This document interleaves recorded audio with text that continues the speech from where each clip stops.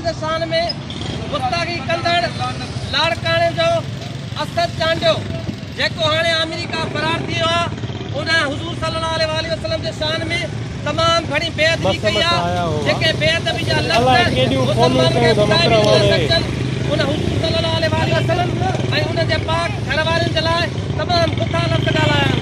असां तमामु मुसलमान खे गुज़ारिश कयूं था त हू पंहिंजे मसलकनि सां असां सां सदाई जे लाइ रोडनि ते अचनि ऐं उन गुस्ताख जे लाइ एहतजाज कनि।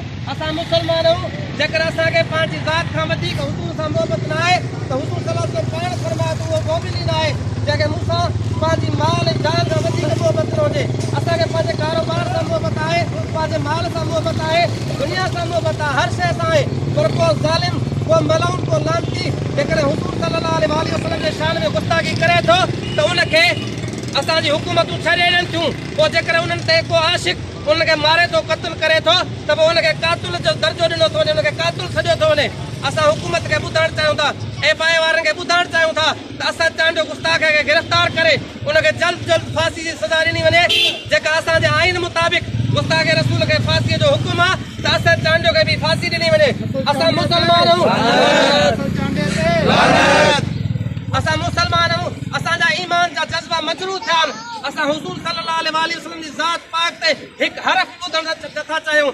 जेकर इहो असद चांडियो मलाउन हिते हुजे हा त इंशाअल्लाह ताला असां मुमताज़ कादरी वांगुरु असां हुनखे हलाक करे छॾियूं, असां हुनखे क़त्ल करे छॾियूं, असां हुनखे गोलियुनि सां परो करे छॾियूं आहे।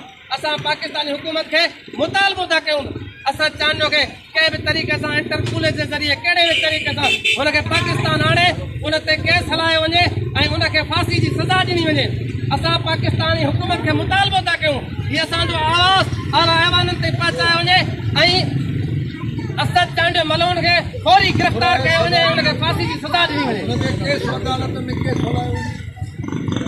गुस्ताख रसूल की एक ही सज़ा, सर तन से जुदा, सर तन से जुदा। असद चांडियो ते लानत, मलाउन असद चांडियो ते लानत। गुस्ताख